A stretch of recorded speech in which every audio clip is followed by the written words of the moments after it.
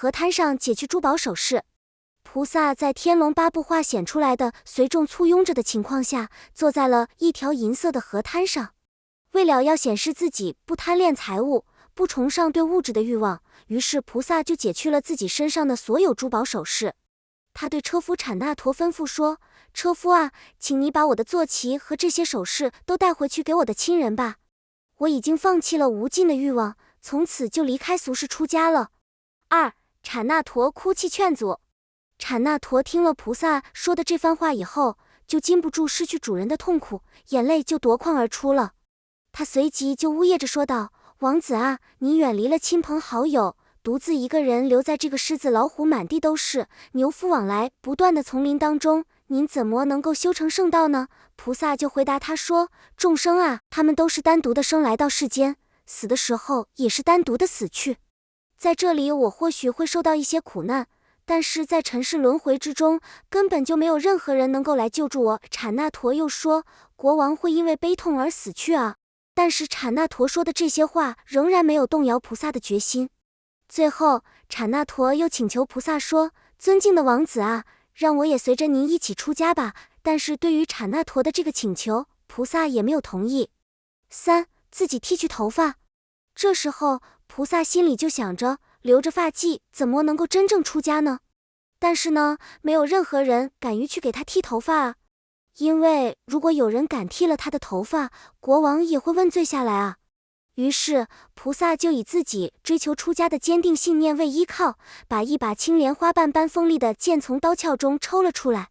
菩萨用这把剑自己给自己剪下了那乌黑发亮、卷曲蓬松的头发。4. 帝释接住发髻举行庆典。菩萨把剪下来的发髻抛向了天空，被帝释天给接住了。帝释天为了这件事还举办了一个庆典。后来啊，信徒们就在这个地方修建了一座纪念塔，这座塔就被叫做剃发塔。5. 产那陀准备辞行。之后菩萨就问产那陀说：如果一个人没有像我这样坚定的态度，他还会有可能出家吗？产那陀就回答说：不会的，尊敬的王子，根本不会有这样的可能性。产那陀已经有点失望了，他感觉到已经根本没有可能劝住王子了，于是他就准备要辞行告别了。6. 监制舔舐菩萨脚底。这时候监制嘛就忍不住要和菩萨分离的那种痛苦，他用自己的舌头开始舔起菩萨那生有法轮的脚底。菩萨就用手轻轻地抚摸着监制说：监制啊，不要流泪啊，你已经完成了自己的使命了，当我将来成道的时候，我一定会回来报答你的。菩萨又对产那陀说：不要把监制留在王宫里面。7. 产那陀回归塔。随后产那陀的声音变得嘶哑了，泪痕布满了脸庞，他就牵着监制一步一回头地往回走去了。后来啊，人们在那个分别的地方修建了一座纪念塔，叫做产那陀回归塔。由于产那陀和监制怀着至诚的祈祷之心，他们一直跟随菩萨来到了这里，而菩萨也知道了这里就是最后的分别之地。8. 与猎人交换袈裟。随后啊，菩萨心里就想着，我自己已经不合适穿着七宝之衣了啊，如果能够找到更加合适的衣着就好了啊。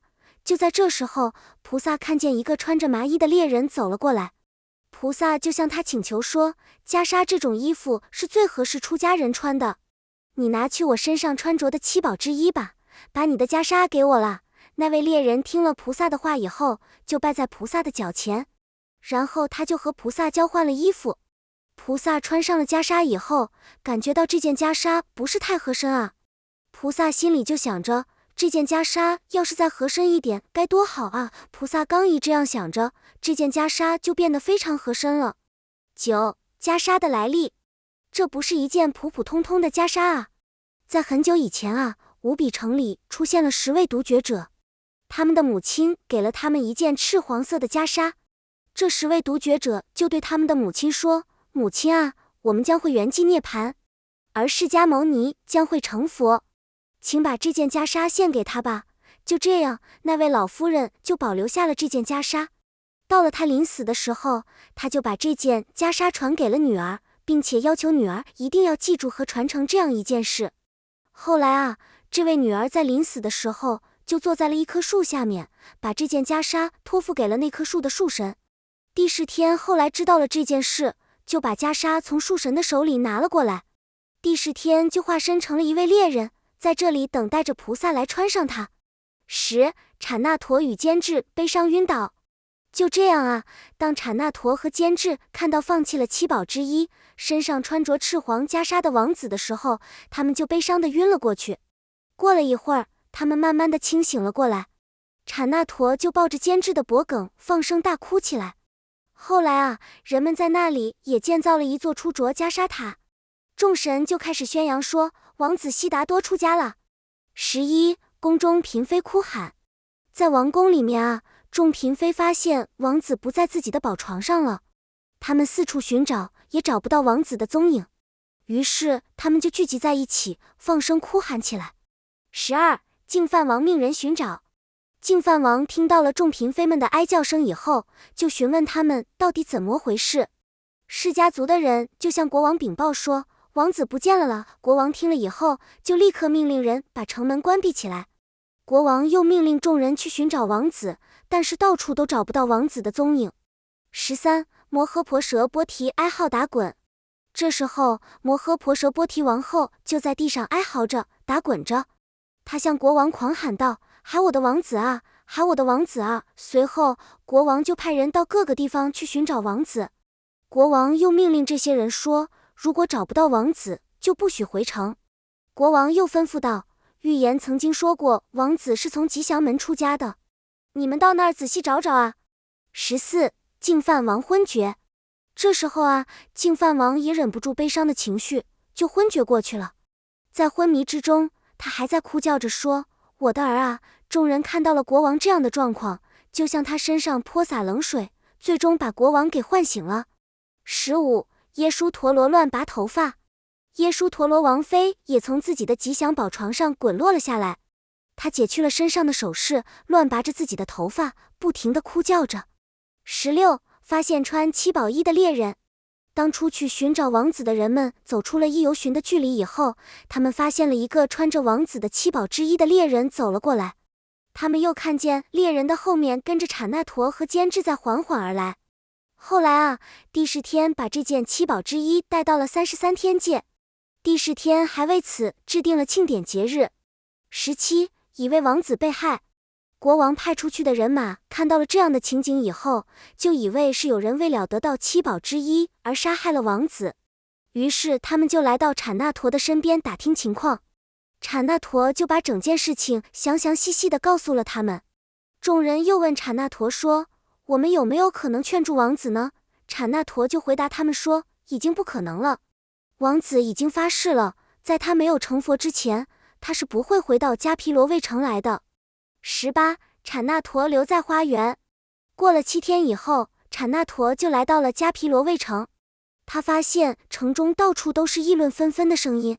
他心里就想着，如果我和坚志一起进城的话，我自己会受不了那些哀叫声，可能会因为悲伤过度而死去。就这样啊，他就留在了附近的花园中，让坚志先进城去了。坚志嘶叫满城哭号。坚志禁不住和菩萨分离的那种痛苦，就高声地嘶叫起来。城里的众人听到了坚志的嘶叫声，大家一个个都出门去探视。当他们只看见马，却看不见菩萨的时候，整个城里就响起了哭叫声。随后啊，产那陀就来到了国王的面前，向他详详细细地禀报了所有事情的经过。耶输陀罗昏倒责问。当产那陀和坚志来到了后宫的时候，耶输陀罗王妃因为没有看见王子回来，就昏了过去。经过冷水的泼洒，才慢慢的清醒了过来。清醒以后，他就哀叹不止。他责问产那陀说，菩萨出走的时候，怎么能够不告诉我呢？产那陀听了他的责问以后，就向他详细解释了当时发生的那些情况。坚志悲痛而死。这时候，众人和众嫔妃们就一起抓着坚志嚎啕大哭起来。坚志因为禁不住这种悲痛的情绪，没有缓过气来，就死去了。后来啊，坚志转世成为了圣音城的一位婆罗门之子。首饰池的由来。之后啊，摩诃婆舍波提王后就把产那陀带回来的王子的各种首饰都拿给了释迦摩诃南等人，但是他们谁都没有办法带动这些首饰啊。这样的事情使摩诃婆舍波提王后感到非常难过，于是她就把这些首饰全部扔进了一个池塘里面。后来啊，这个池塘就被称作首饰池。23. 众人渐渐平静。由于受到菩萨的加持之力，在这时候啊，国王和众嫔妃已经平静下来了。他们互相说着安慰的话语，慢慢地走出了悲伤的阴影。